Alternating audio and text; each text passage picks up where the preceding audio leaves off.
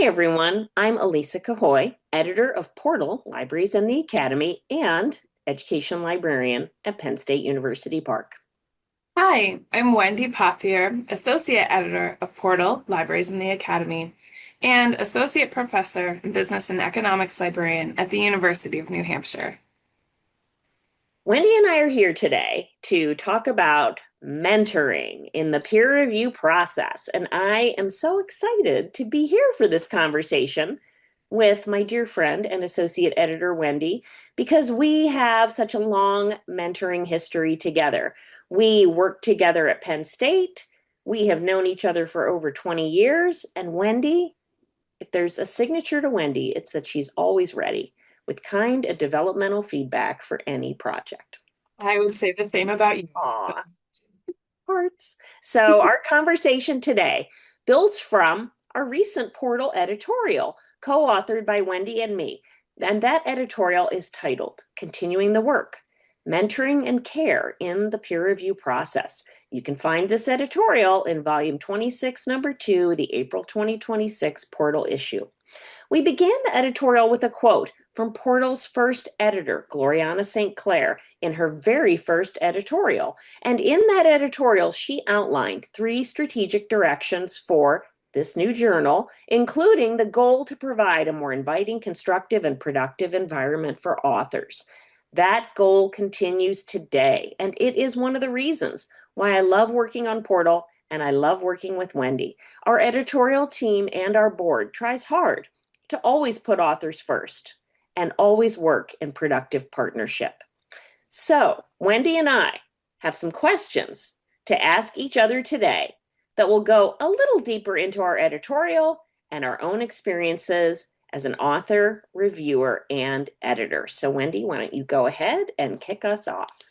Yeah, thank you, Elisa, and thank you for your kind words and working with me on this editorial. When you think about your own experiences with peer reviewing, either as an author, a reviewer, in your work as an editor, where have you seen moments of mentorship show up, even in small ways?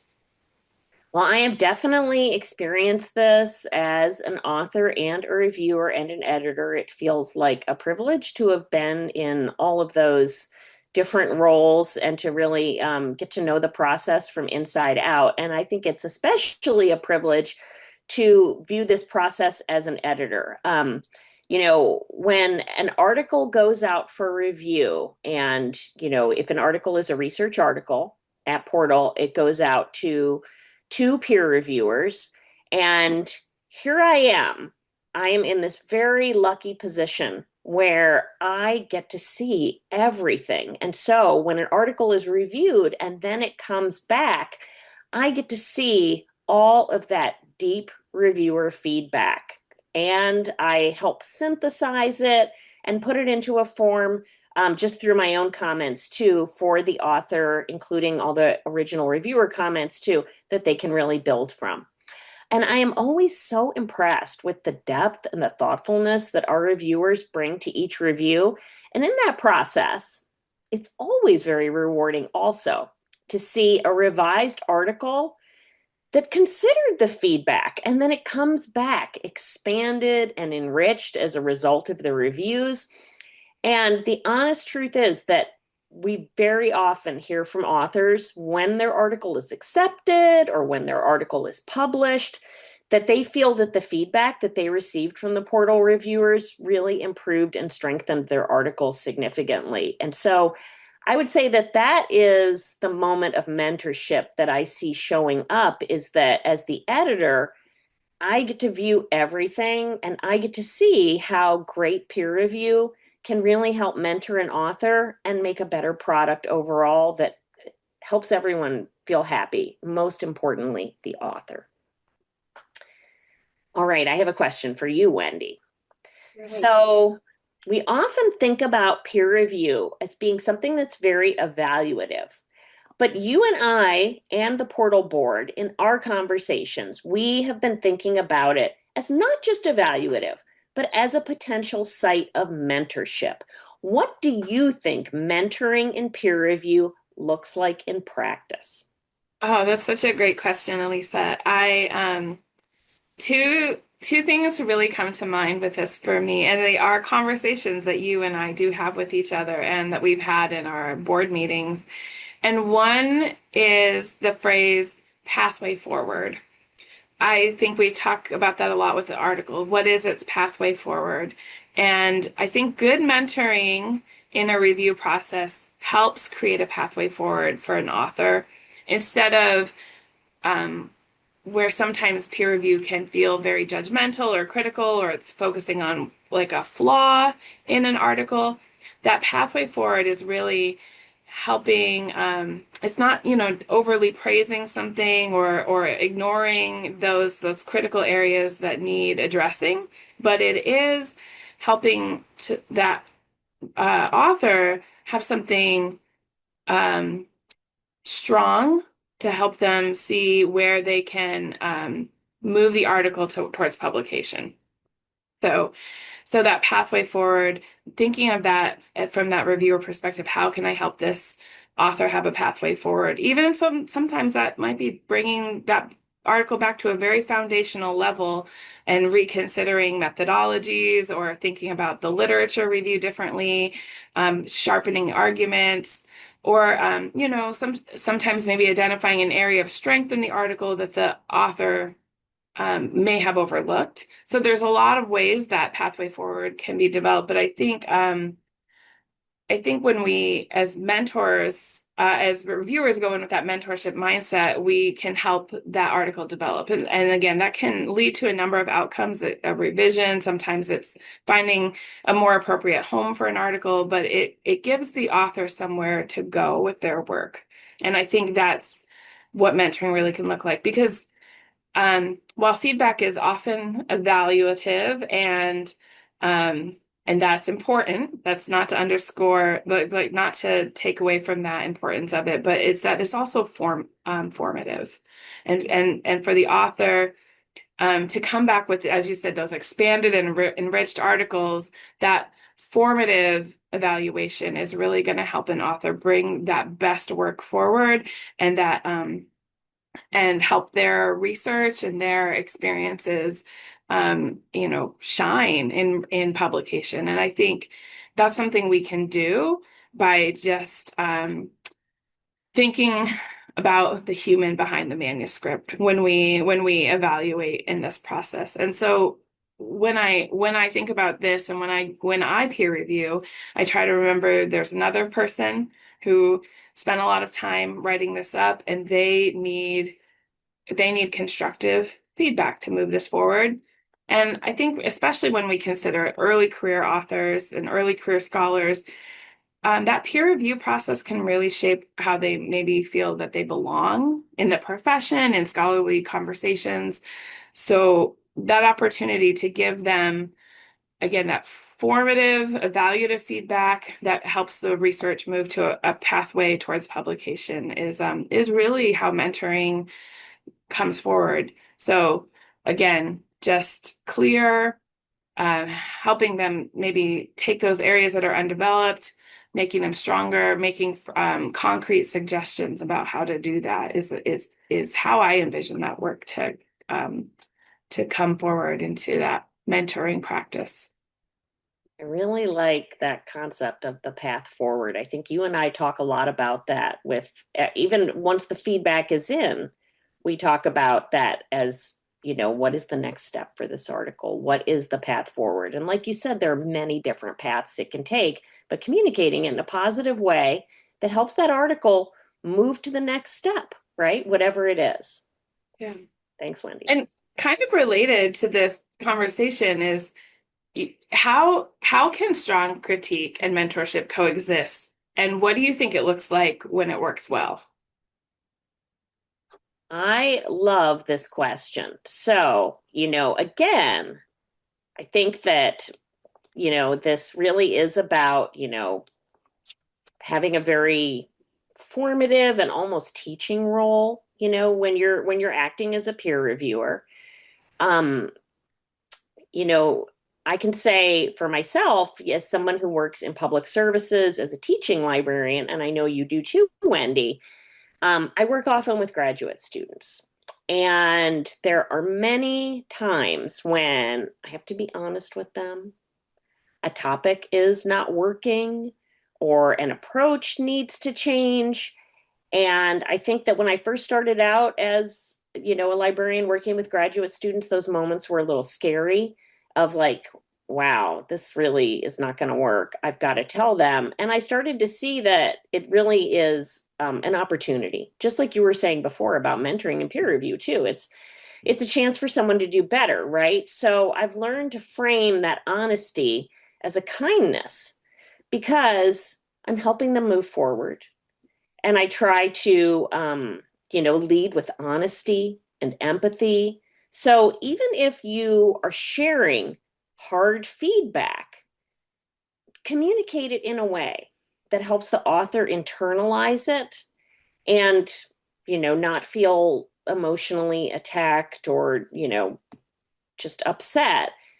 Communicate it in a way that really helps them consider it as well and develop their article more fully. And I definitely see some of our reviewers who can really make that happen in practice, where it might be, like you said, they might be like taking an article back down to the studs, but they're doing it in a way that's just kind of working the author through it piece by piece. They're not making it seem overwhelming.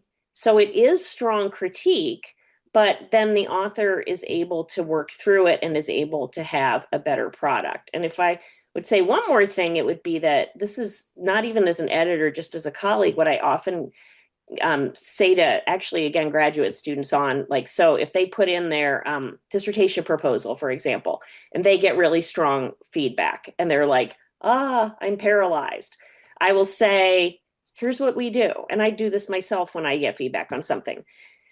Make a table with all your feedback in it, piece by piece. Each cell has a piece of feedback. And then just say to yourself each day, all right, today I'm going to work on one piece. Maybe take the easiest thing, right?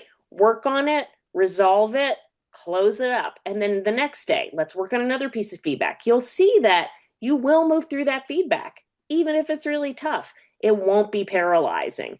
And so again, that kind of is disconnected from the mentorship piece, but I think that we have to be honest in our reviewing and we have to communicate it in a way that lets people consider it and sequentially move forward.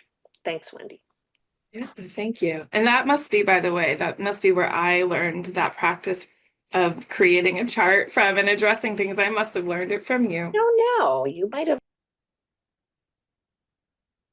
come upon it yourself, but I think it's a good way, don't you, to like not get overwhelmed and just be like, I'm just gonna like take it piece by piece. All right, I have another question for you. Great. Can you think of a time when feedback you received during peer review felt genuinely developmental? The kind of feedback that helped you grow as a scholar or move your work forward in a meaningful way, and what made that experience different? Thanks. I think this is a great question because there were a couple of a couple of reviews that stood out in my mind over the course of my career that one did not leave me feeling developed. I think they left me feeling a little bit vaguely confused, especially earlier in my career where I was just learning how to write and I was finding my authentic voice as a scholar and figuring out kind of what my research agenda is and what I could contribute to the profession. And so I might have also not really known how to read a review well at that time, and I think that's something else to think about is, everyone's at a different stage in their career. So the more clarity that can be in a review, the more it does start to encapsulate that developmental feel. But for me, I've had a few reviews that and some actually were informal, like I maybe sent it to a colleague before I even sent it out to review. And I said, here's a rough draft, like where do you see some needs? And some of them have been during that blinded peer review process. But for me, when the feedback has come back with specific, actionable um, comments, and there's an underlying assumption that I, as an author, can develop to meet those things. Um, that has been where it's been, again, most developmental to me, most meaningful. It has strengthened the work that I'm doing because I feel like I'm being treated like a peer. And also that the reviewer, have intellectually engaged with my work. They see the value of what I'm trying to do. And then maybe I'm not quite there yet. Maybe it needs a little bit of shaping, but it has always made me feel like, oh, okay, when I do those things, this will be stronger. And a lot of times, um, I might have missed a key thing in a literature review, like an article I should consider, or a report that was valuable. And those have stood out to me as some of the really important times because, it can feel hard to be exhaustive about the literature review as not, especially as an early career author, like how much do I put in here? What's key? And so that feedback, I think, has been helpful along the pathway in my own publications. So I think this is something I guess I would encourage reviewers to think about this kind of question, across our profession is, what has helped you as an author and bringing that into that spirit into what you do as a reviewer. And I see that a lot in our board, and I think that's it's really wonderful. Thanks for that great question. Yeah, I like, two things that you said, where you said that a reviewer who communicates feedback that has an underlying assumption that you can meet those things, right? Like it's important to kind of embed that ethos in your reviews that communicates that this is supportive, right? And that like you've said before, actionable, and you can do it. That is Yeah, great. it's a vulnerable place to be as an author going out for review. Totally. Oh my The goodness. timeline can feel so long, that often, you're doing this because you are passionate about it, and maybe it's also tied to your employment. There's a lot of factors at play from that author, and I try to remember that. Um, when I review now because I've been in that scenario so many times, and I think I see that happening in Portal a lot, which I think is great. I have a question for you, Elisa, because you have been our editor at Portal for several years, and I wondered from an editorial perspective, what are some ways a journal can intentionally design its peer review process to support this kind of developmental, mentoring-oriented feedback that we've been talking about? And maybe are there any specific practices that make a difference at that journal level? Thanks for this question. So, if you, for our readers, if you go to our editorial in the April 2026 issue, you'll see that this is kind of the focus, and we talk about a lot of these strategies. And so I'll touch on just a few things that are sort of like, some of the big ticket items that we talk about in our editorial. So, number one, it's really important to develop clear and consistent peer review practices and discuss those practices frequently with reviewers. And on Portal, we are very lucky because, unlike many journals, we have a set pool of reviewers. Our editorial board are our reviewers. And so we, other than like very unique circumstances, we're never pulling in people who have never reviewed for us before. If an article is truly on a very unique topic and we need someone with specialized expertise that we don't have on our board, we might pull them in, but otherwise, it's always our board. So this set pool gives us a chance to communicate regularly with all of our reviewers about reviewing approaches and best practices. And at our twice yearly board meetings, we always talk through reviewing challenges and different approaches to reviewing. And we've recently been brainstorming different mentoring practices and actions that we as a board can take in the future to continue to embed mentoring within our peer review practice and within all of our practices in general in the way that we run our journal and reach out to authors. And then the other thing that we also do with our reviewers is before a member joins our editorial board, they have to go through a trial review process where they do a review sometimes it's an article that has already been reviewed and we just kind of send it out to them as like, this is a trial, try it out, and it's always interesting to see what their feedback is and how it compares against the feedback that was already received. Sometimes it's super helpful. It might be an article that's currently under review and it's like, it would be great to have another review of this article and we can include that feedback for the author as well. Um, so they do that trial review, and then once that trial review is in, they talk with me about their approach, the feedback that they gave. We also have a reviewer rubric that's available in our author guidelines, and we'll talk about that rubric in tandem with the trial review. And did they apply all the different areas of the rubric? So it really kind of takes them through every aspect of what it means to do a portal review. And then in that process, we also talk about our formative and positive approach to peer reviewing, and that we try to communicate things positively but with an eye toward action. Thank you. I think that over the history of my career, this has stood out as a very different process than I experienced peer reviewing in other spaces. And I am grateful for your leadership in this, Ellysa. Thank you. We just celebrated our 25th anniversary of Portal, which was huge.